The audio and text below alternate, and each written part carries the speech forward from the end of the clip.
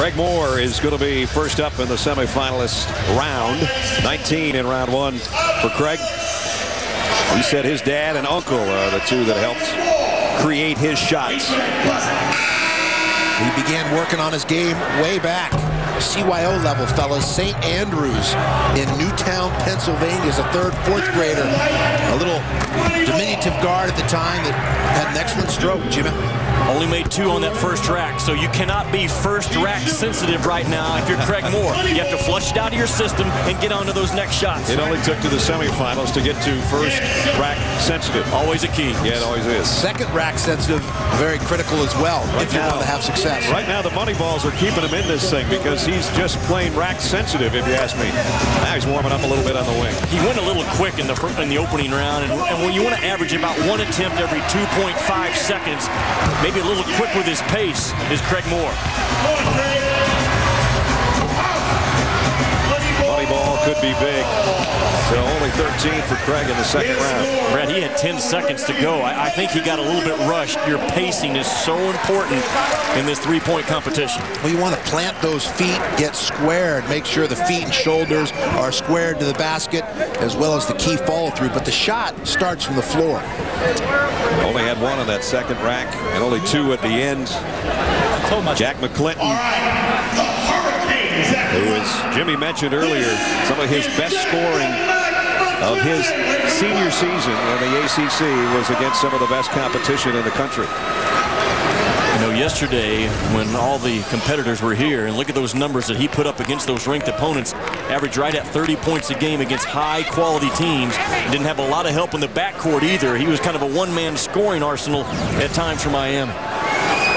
He tees the ball up in his shooting pocket very efficiently and quickly. Has to make sure he gets the flexion in the knees so he gets the lift on the shot. At times a little flat. We see there the back rim. Money ball's down though. Second rack for Jack. 2-time first-team All-ACC performer. Brad, it's really not normal at all where those shooters have to take the basketball from and bring it up. Right. They have to get it off the rack and get it to the shot pocket first before they go up. They don't want to shoot, taking it right from the rack right up to their release point. And almost to a man or a lady, when we talked about shooting out of the rack, if they did have any time to practice, most schools only have about 1 rack, so they don't have 5 of them. They have to move around a little bit.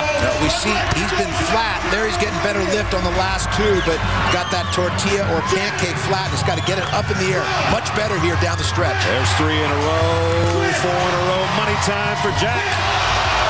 And a great final rack on the baseline, but will it be enough? He was not a guy all season long that really exploded into his jump shot. So that's kind of his normal release. Maybe he has tapered it down just a little bit, but only about 2 or 3 inches of lift into his shot. That time he actually steps over the line. But again, I think this guy's going to be a terrific NBA player. Has a sweet, sweet stroke. So Jack's numbers not as good, obviously, in the second round as the first. He goes from 22 down to 15. Well, the local fan club for the guy out of DeWitt, Michigan, which is about 10 minutes north of Lansing. Born in Lansing, played for Oakland, and of course the Michigan State team who he'll be cheering for. He said, I can be a fan now. They'll be bussing over from Lansing to take part in the Final Four this weekend. Here goes Eric Kangas, 6'3", almost 4 threes a game this season. A new Summit League record this year with 135 made threes in a single season. Lab, what I like about him, talking to him yesterday, I said, are you a self-critic of your own shot? He said, yes, sir, I am. I can tell you, when I get into a bad groove, I know exactly what's wrong with my shot. Well, he gets the best arch of any shooter to this point, sends it up to the clouds, that high release that we were talking about earlier, so critical. That you get the flexion in the knees, and he is on fire. Perfect from the top of the key, and now Kangas goes to the wing, and the crowd is rising with him. Oh boy, Kangas has got it working. Rimmed out the money ball. Last rack, he's got a smile on his face already. He's got a chance for a big number.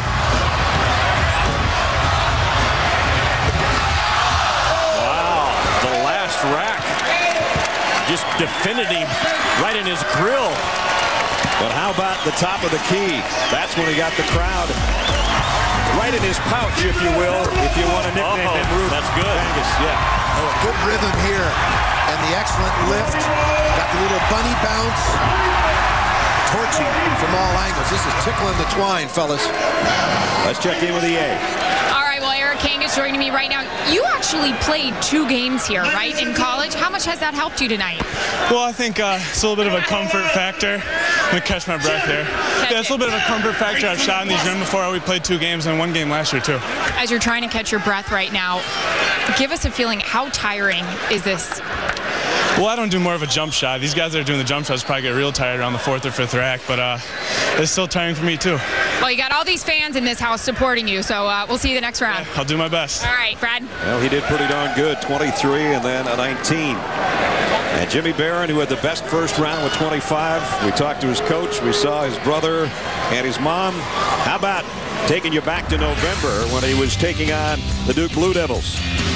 And in the second half, it turned into the Jimmy Barron personal shoot-around. 7 threes en route to a game-high 24 points. Closed out his playing career by setting the Rhode Island A10 career mark of 361. We saw what he could do in the first round.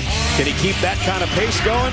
We're about ready to find out. Here's Jimmy Dyke's favorite, Jimmy Barron. Brad, he's really a very smart kid. You heard his dad talking about him academically. He's a 2009 ESPN The Magazine Academic All-American. He told me yesterday, I will purposely lower my lift in this competition to make sure I have my leg strength on that final rack. Slow start, only 1 in the first rack and still having trouble. Oh, he's going to really have to pick the pace up. Money ball would be big, and he got it. Remember, the money ball's worth 2. The regular ball's worth 1 each. Somebody better give him a little help on the ball because he didn't have one, and I don't think he got that one away. They put it back in the rack. He might have to clean his plate right here, guys, to continue on. He only shot 4 balls up top. He left 1 on the rack. He needs a hot streak right now to hang in this competition. Now he's got to hit everything. Not going to make it. Nope. The tie. Oh, it's a tie. Remember, the tiebreaker is the amount of money balls that you hit. And if it's still tied after that, then there would be a shootout. Tiebreaker is money balls. All money balls? Money balls, number hit in the final rack, and then a shootout. That's the order of business as Jack McClinton and Jimmy Barron are tied at 15. McClinton had more money balls, we are being told, and Jack's just finding that out now. So, the money ball, as it's been so many times for McClinton. We told you in big games, he hit big shots. Well, that's basically what the money balls are. And right now, there's still a discussion. They might both have had the same amount of money balls. They did have to go to the 3rd tiebreaker, and he had the best final rack of balls. So, wow, we get it all the way down to the 3rd tiebreaker, and Jack McClinton has advanced. And he's happy about that. Well, so we're down to 1 favorite chosen by the 3 of us, and that is Jack McClinton. And that's Steve Lavin's guy. Hey, those breaks. Good job, Lav. You guys are fine tonight. That's forecasting. Spinning it forward.